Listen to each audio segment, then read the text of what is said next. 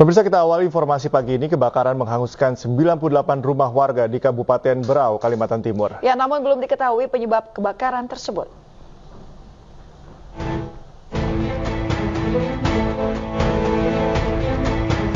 Api membakar puluhan rumah di Desa Pegat Bukur, Kecamatan Sambaliung, Berau, Kalimantan Timur. Tidak adanya mobil pemadam di sekitar lokasi menyebabkan kobaran api semakin tak terkendali. Apalagi hampir seluruh bangunan rumah warga di desa tersebut terbuat dari kayu. Kepala Desa Pegat Bukur, Suharyadi Kusuma, menyebut kebakaran berasal dari salah satu rumah warga. Namun penyebab pastinya belum diketahui. Suharyadi mengatakan total ada 98 rumah yang terbakar. Terus sekitar berapa rumah Pak kira-kira yang terbakar? Kurang lebih 1 RT 98 rumah. 98 rumah. Penanganan sementara untuk korban apakah diungsikan ke posko atau ke rumah keluarganya? Diungsikan. Kita buat posko. Usai kebakaran, warga setempat masih berupaya mengumpulkan harta benda yang masih tersisa. Pemerintah secepatnya akan membangun posko pengungsian untuk seluruh korban kebakaran. Dari Berau, Kalimantan Timur, Zuhri, iNews melaporkan. Pemirsa, banjir bandang menerjang 3 desa di Bojonegoro, Jawa Timur. Peristiwa itu berlangsung setelah hujan dengan intensitas tinggi mengguyur kawasan hutan dan perbukitan.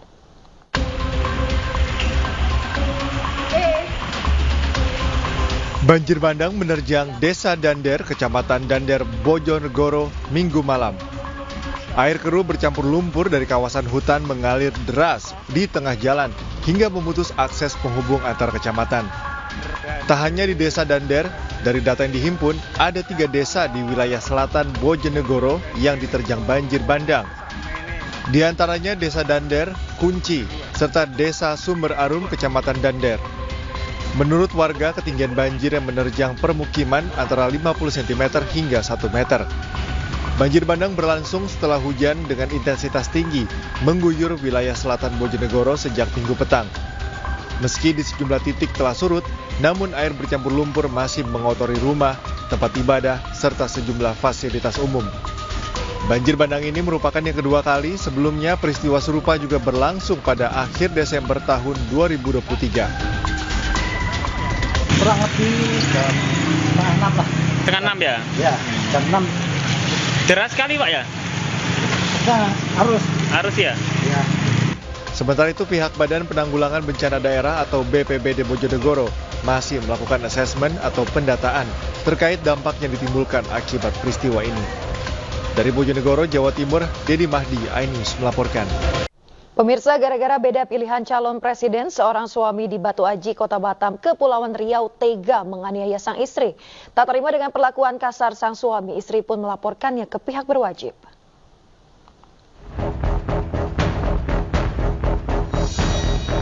N, ibu rumah tangga ini mendatangi Mapolsek Batu Aji, Kota Batam, Kepulauan Riau dengan menahan sakit dan amarah. Ia mengaku terpaksa melaporkan suaminya, AP, karena melakukan kekerasan dalam rumah tangga. N mengaku rumah tangganya memang kerap diwarnai pertengkaran karena sang suami memang merupakan sosok yang temperamental. Namun, korban merasa yang dilakukan suaminya pada hari pencoblosan pemilu lalu sudah keterlaluan. Ia mengaku dianiaya lantaran beda pilihan calon presiden dengan suaminya. Korban dianiaya hingga terluka memar di kepala dan wajahnya. Masalahnya karena beda pilihan aja, beda pilihan pilpres kemarin. Ibu dipukul? Karena dipukul di bagian mana sih? kepala. Bagian Kalau luka kasat mata dia nampak, tapi kalau melalui keterangan dia dipukul di bagian belah kepala beberapa kali. Ini semata-mata karena beda pilihan paslon. Kalau keterangan dia sih memang sudah ada permasalahan sebelumnya. Cuman pada saat yang kejadian ini dia bilang kok perkara sepele ini sampai dipukul, makanya dia melaporkan. Polisi telah mengambil keterangan korban dan selanjutnya akan meminta klarifikasi dari pelapor, yakni suami korban. Namun, polisi berencana akan memediasi pasangan suami istri beda pilihan calon presiden ini untuk berdamai. Dari Batam, Kepulauan Riau, Gusti Yenosa, iNews melaporkan. Puluhan anggota kelompok penyelenggara pemungutan suara atau KPPS meninggal dunia karena kelelahan. Hingga hari ini total ada 57 petugas KPPS meninggal yang tersebar di sejumlah wilayah.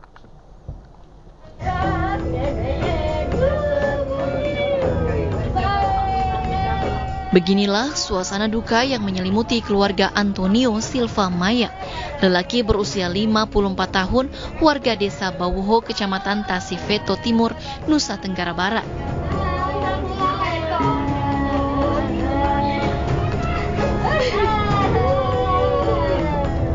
Antonio yang merupakan petugas KPPS TPS 03 Desa Bawuho ini meninggal dunia karena kelelahan usai melakukan penghitungan suara.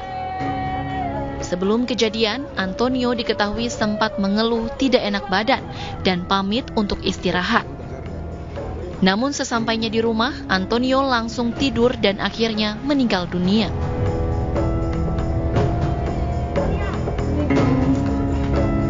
Sejumlah kerabat dan tetangga tak henti berdatangan ke rumah duka almarhum Suyitno di Desa Karanglewas, Kecamatan Kutasari, Purbalingga.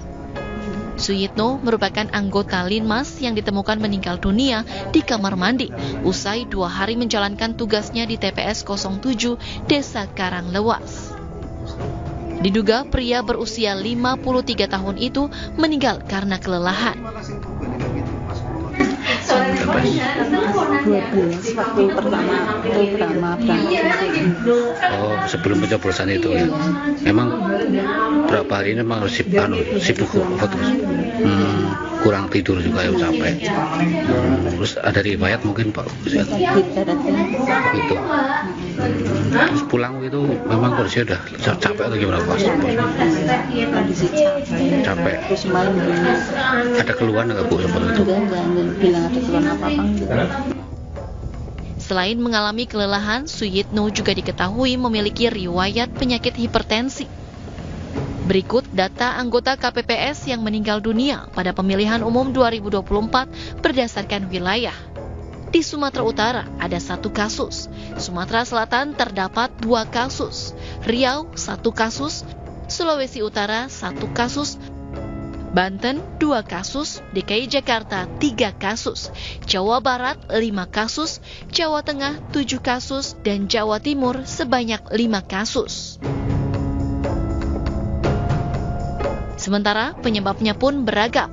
Sebanyak 9 orang meninggal dunia akibat penyakit jantung, 8 orang meninggal dunia saat perjalanan menuju fasilitas kesehatan, 4 orang meninggal dunia akibat kecelakaan, 2 orang meninggal dunia akibat septic shock, lalu 2 orang meninggal dunia tanpa komorbid, kemudian 1 orang meninggal dunia akibat acute respiratory distress syndrome, dan 1 orang meninggal dunia akibat hipertensi.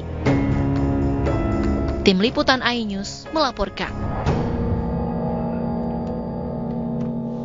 Pemirsa, hujan deras disertai angin kencang yang melanda sejumlah wilayah di Gresik menyebabkan terganggunya aktivitas rekapitulasi suara di wilayah Kecamatan Cerme, Gresik. Peristiwa itu menyebabkan lokasi rekapitulasi porak-poranda. Hujan deras disertai angin kencang yang melanda sejumlah wilayah di Gresik menyebabkan terganggunya aktivitas rekapitulasi suara di wilayah Kecamatan Cerme, Gresik, Jawa Timur. Panitia Pemilihan Tingkat Kecamatan atau PPK Cerme terpaksa menghentikan aktivitas rekapitulasi suara selama hampir 1 jam. Pasalnya, sebagian ruang rekapitulasi suara terendam air. Antisipasi kerusakan surat dan kotak suara, petugas PPK memindahkan aktivitas rekapitulasi ke tempat yang lebih aman. Untuk surat suara aman, nggak ada kendala. Cuma tadi memang yang bahasa ini di tempat duduk saksi sama panwascam, makanya nanti mengganggu kenyamanan, maka kita ganti biar. Petugas kepolisian, TNI, dan PPK juga bergotong royong membantu memindahkan kotak dan surat suara ke tempat yang lebih aman.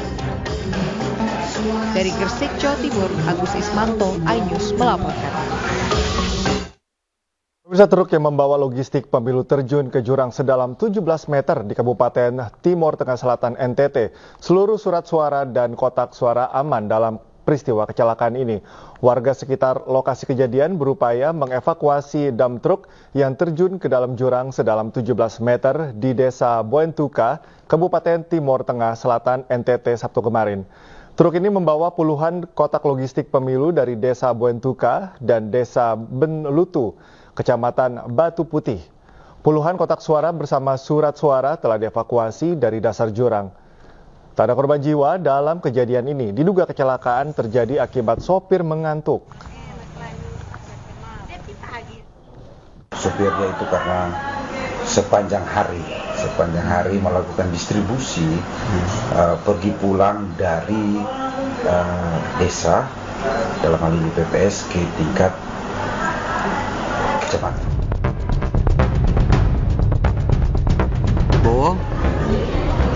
Prabowo 74. Ini memang 74 juga sih, tapi ditambah 8-nya ini. 748. Ini 118. Prabowo 62. Ini 118, Prabowo 941. Mana?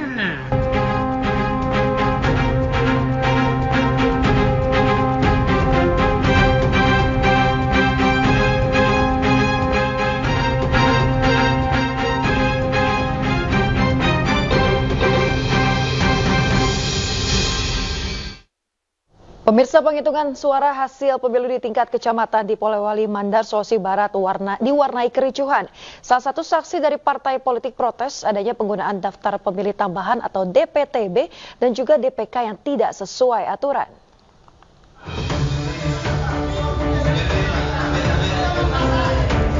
Suasana rekapitulasi penghitungan suara di Kecamatan Binuang, Polewali Mandar, Sulawesi Barat pada Minggu siang berlangsung panas.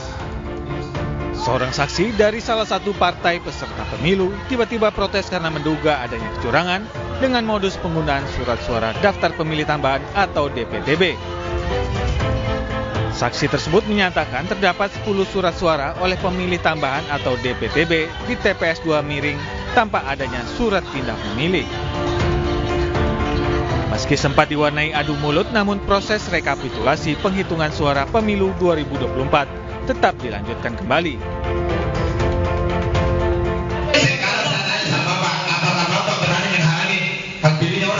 Saya tidak berani, tapi itu 10 orang Ada tidak bukti yang valid yang bisa membuktikan bahwa Miring membuat satu kecurangan? Di TPS 2 Miring itu ada 10 orang pemilih yang menggunakan KTP. Ada 1 orang pemilih pindahan. Nah, kedua, pemilih ini harus punya dokumen. Pindahan harus pakai C5 dan itu harus dibuktikan oleh KPPS. Kemudian 10 ini harus menggunakan berita acara bahwa 10 pemilih ini menggunakan KTP, tidak terdaftar pada DPT. Nah, tadi di dalam tidak terkonfirmasi itu.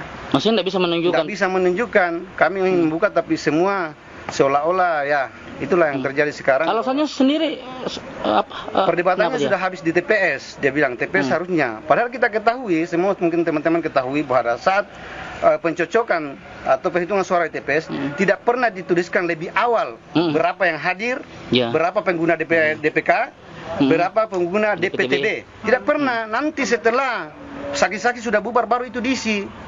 Nah, gitu ya. Iya. Berarti memang ada indikasi. Karena ada indikasi penggelembungan. Penggelembungan menggunakan undangan, penggelembungan menggunakan modus KTP, padahal orangnya tidak ada, penggelembungan menggunakan pindah, padahal orang tidak pindah. Nah, terus rencananya Zubair akan melaporkan dugaan kecurangan yang dilakukan oleh oknum KPPS ke Bawaslu pada Senin siang. Dari Polewali Mandar, Sulawesi Barat, Huzair Zainal, iNews melaporkan.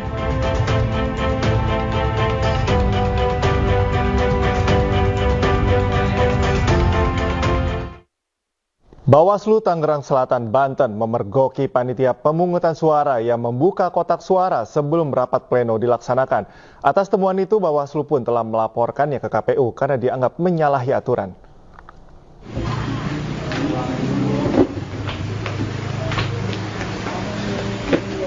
ini diambil dari kotak, Pak, tuh. Tuh dimasukin lagi kan? Ini bukan dari box kontainer. Bawaslu Tangerang Selatan, Banten memergoki panitia pemungutan suara di Kelurahan Jelupang, Serpong Utara yang membuka kotak suara sebelum rapat pleno dilaksanakan. Aksi tersebut direkam oleh Ketua Bawaslu Tangerang Selatan. Temuan ini dilakukan tim Bawaslu Tangerang Selatan saat sedang memonitoring ke seluruh kecamatan.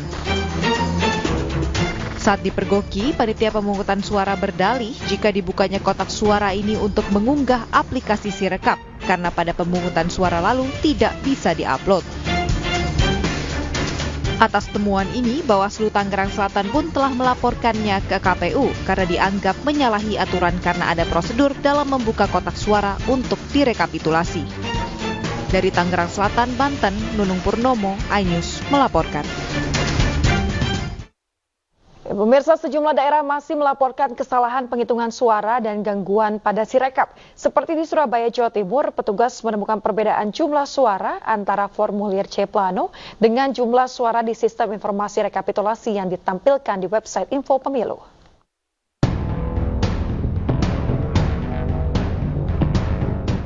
Ketua Harian Majelis Pimpinan Wilayah Pemuda Pancasila Jawa Timur meminta KPU menghentikan sementara penghitungan suara di tingkat kecamatan.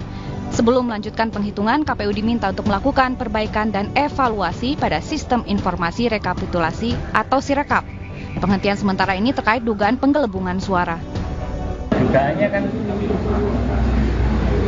ini ada sistem yang mungkin sistem ini bisa dibuat sistem sehingga begitu semua masuk sudah langsung dipecah-pecah.